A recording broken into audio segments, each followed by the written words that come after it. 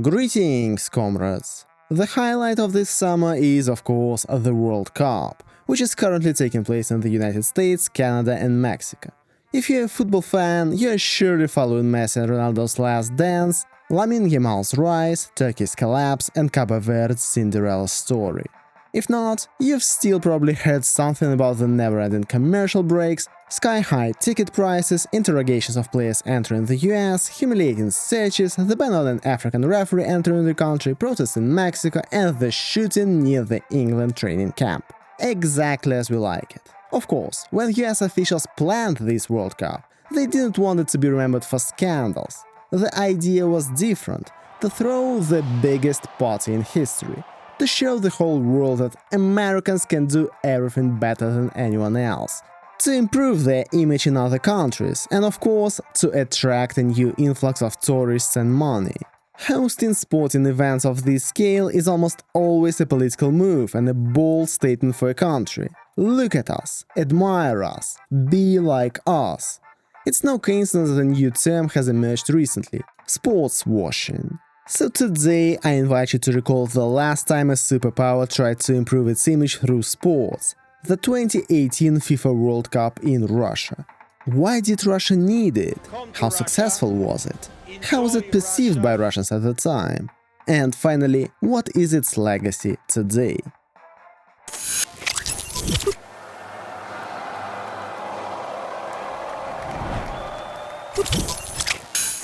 Listen, hear me out. This whole month all I can do is go to work, watch football and talk about football. So now here's a video for you, and it's about football too. Please just hold on. So, Russia 2018. To be honest, 8 years later, the World Cup in Russia feels so distant that you start to wonder if it ever happened. It was an extremely surreal experience. One moment you'd see 100 Mexicans waving flags and jumping up and down beneath someone's balcony. The next, you'd enter the Moscow metro and a police officer standing nearby would smile at you. Smile.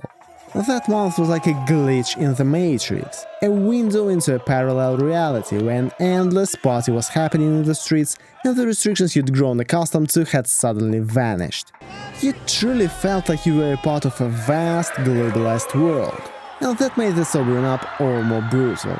First the pandemic restrictions, then the special military operation, sanctions, a new Iron Curtain, a digital gulag, well, you know the rest. But if you think I'm going to spend the next 15 minutes complaining about, oh, how great things were in 2018, and how bad they are now, how they showed us what Russia could have been and then suddenly took it all away, well, no. Okay, fine, perhaps I will do that a little, but I'll try to restrain myself. Because it's obvious that the World Cup wasn't held in a vacuum. The political and social situation in Russia and around the world in 2018 was already pretty clear. It was also clear which direction the situation was heading. The country wasn't going in one direction and then randomly made a 180-degree turn. But at first glance, this event seems to deviate starkly from Russia's general pattern of behavior. So let's start with the main question. Why did Russia need this World Cup in the first place? I have already partially answered this question, and this answer actually applies to any country hosting a large-scale costly event. They hope that the benefits of organizing this event, whether financial or political, will outweigh the costs. At the same time, we shouldn't forget that Russia was a special case. The World Cup was held, so to speak, in tandem with the 2014 Winter Olympics in Sochi, yet another costly and grandiose national project. So, when it comes to the financial aspect, the benefits for Russia specifically weren't very obvious. No, of course, politicians and organizers were all talking about the golden opportunity to showcase Russian cities to the world. Crowds of tourists spending millions here, the long-term benefits of roads and stadiums and so on and so forth. I won't argue that roads and stadiums aren't important. But do you really think that hundreds of thousands of Argentinians came to Nizhny Novgorod in 2018 and fell so in love with it that they decided to fly to the other side of the world every vacation just to go there and spend their hard-earned pesos in Russia? And virtually all scientific studies come to the same conclusion. Hosting a sporting event does not immediately increase the number of tourists, the number of permanent jobs, or the rate of economic growth. Therefore, there was no direct economic incentive here, nor there could have been. there could only have been an indirect one. The successful hosting of such an event was intended to demonstrate that Russia is capable of being a reliable trading and political partner, that it is open to foreign investment, and that it is capable of managing long-term projects. In other words, the World Cup was intended to strengthen the country's brand, both economically, albeit without immediate direct profit, and of course politically. But a far more interesting question is, who was this message aimed at? Foreign audiences or domestic ones? As for the external audience, everything is pretty straightforward, and most journalists in the West believe that this was indeed the main goal that Russia was striving so hard to achieve by securing the World Cup. So hard that poor Sepp Blatter was even forced to resign due to a corruption scandal, though it's already 2026 and his guilt still hasn't been proved. So, getting back to the global audience, the World Cup is a unique event that touches nearly everyone on Earth and brings them together. In modern societies, you'd be hard-pressed to find anything else quite like it. And of course, provided the tournament is a success, the attitudes of fans from many participating countries towards the host country will subconsciously improve. Even if they didn't attend the event in person, they'll still have fond memories of the tournament they watched on TV. You can call it sportswashing, or you can call it simple human psychology. You see something positive happening in a certain country, your brain associates that positive experience specifically with that country, and your attitude toward it subconsciously improves. It's more complicated with domestic audiences. On the one hand, not all Russians were happy about the multi-billion ruble spending from the budget, or the crowds of foreign visitors disrupting their usual rhythm of life. On the other hand, I recently read an article by Stefan Szymański, the economist and author of Soccernomics, in which he draws a simple conclusion. If your country hosts the World Cup, you won't get richer, but you'll certainly feel happier. For a time, football becomes the focal point of the entire nation's thoughts, and if the national team's performance fosters social cohesion, then hosting an international tournament has an even more powerful unifying effect. Moreover, when a country hosts an international sports tournament, its citizens' national self-esteem rises, making them feel more prosperous.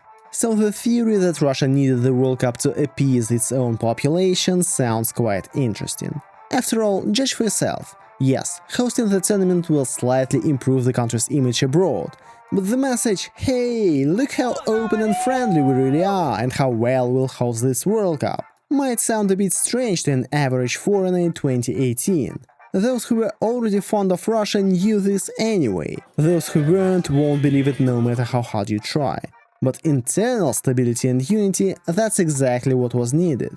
To distract the people from domestic problems, give them a reason to celebrate, and provide something around which they can unite. But this entire strategy, both domestic and international, would have worked only under one condition: if the World Cup had gone perfectly. Did Russia pull it off?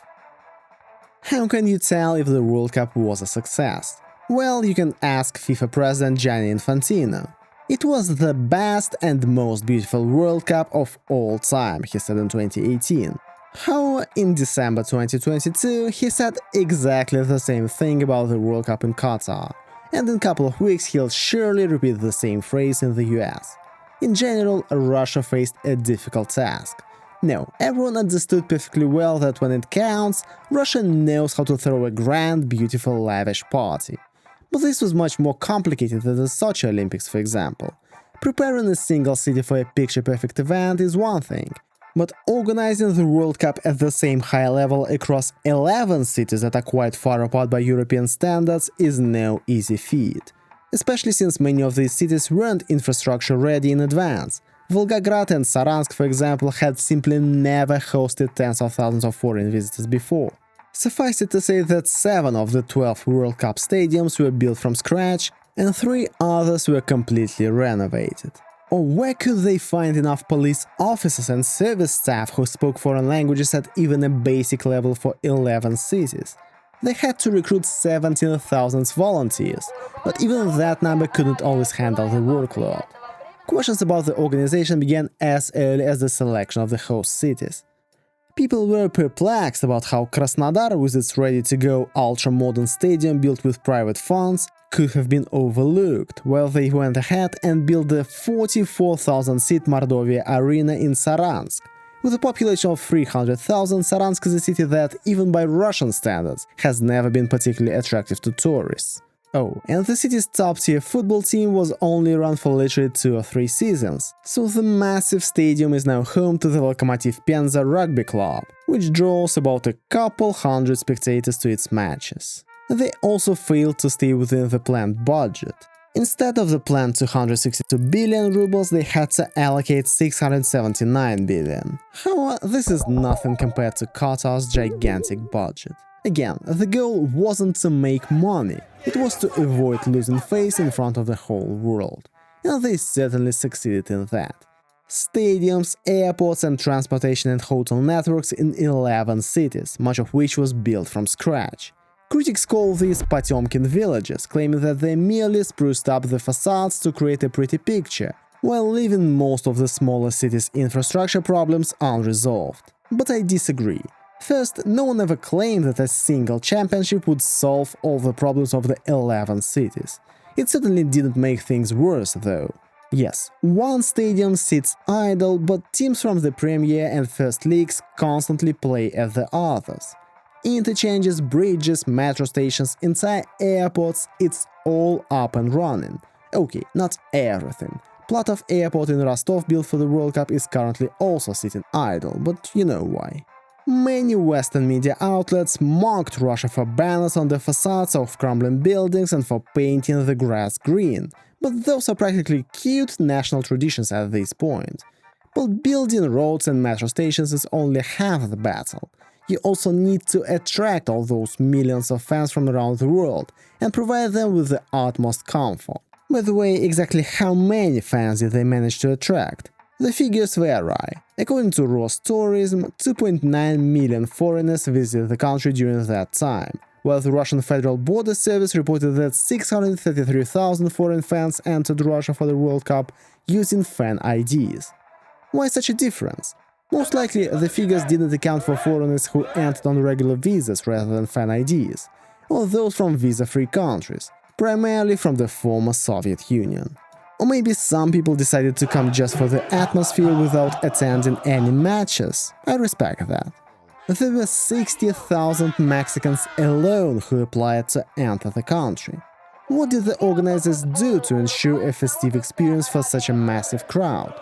At the very least, they made life much easier for them financially.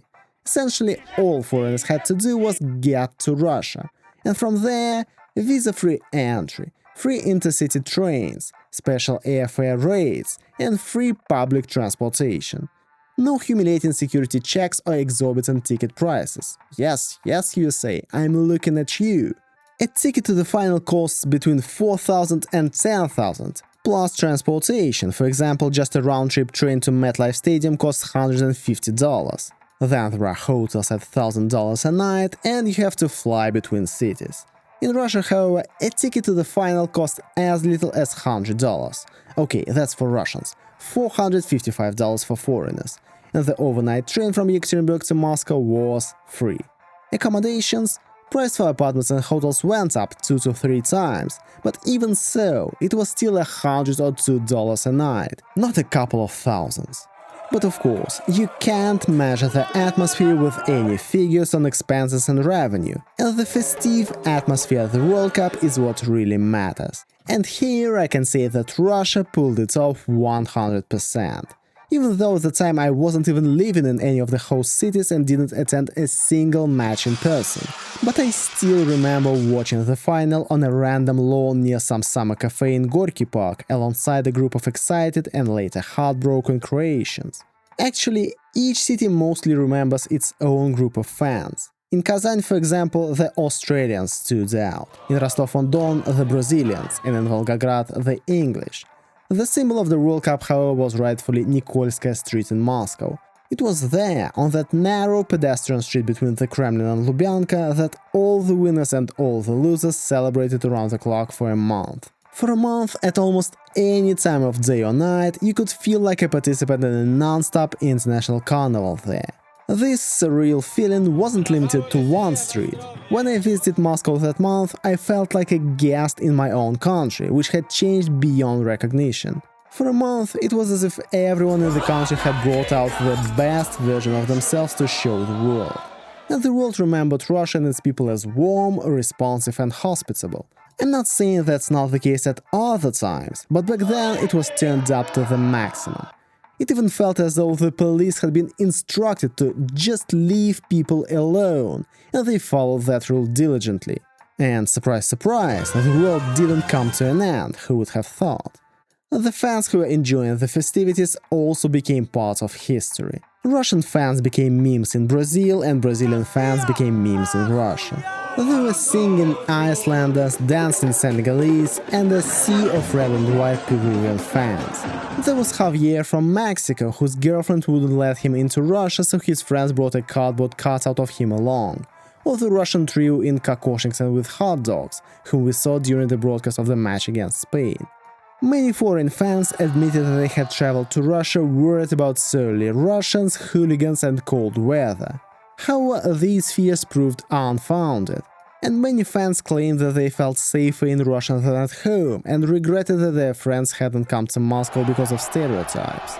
If the organizers' goal was indeed to show the world and their own citizens a completely different side of Russia, one that is welcoming and joyful, then they certainly succeeded.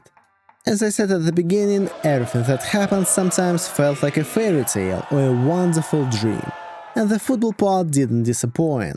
Everyone remembers Croatia's magical run to the final, with countless neutral fans rooting for them. The peak of Belgium's golden generation, Mbappe's breakthrough, and of course the tournament hosts, the Russian national team. Just a couple of weeks before the tournament, the Russian team was predicted to fail, and hotheads were urging Stanislav Cherchesov to step down even before the World Cup began. Record-low rankings, lackluster performances in friendly matches, and a squad lacking big names. Many thought the team was doomed, but from the very first match they played so impressively that they won their fans' hearts all over again. While some still try to attribute their advancement from the group stage to the level of their opponents, the matches against Spain and Croatia now stand alongside the victory over the Netherlands at Euro 2008 in the annals of history. It was a true triumph that Russian fans will remember for many years to come. Yes, our expectations were that low. Perhaps the 2018 World Cup was the best thing that has happened to Russia in recent years. Russia opened itself up to the world more widely than ever before. And it seems that even if it didn't remain quite as open, it wouldn't close itself off as much as it had in the past. And that's why it's a little difficult and sad to think back on it now. The English national team on pink unicorns, Maradona with a cigar, the Croatian president in the rain at Luzhniki, it all feels like a lifetime ago.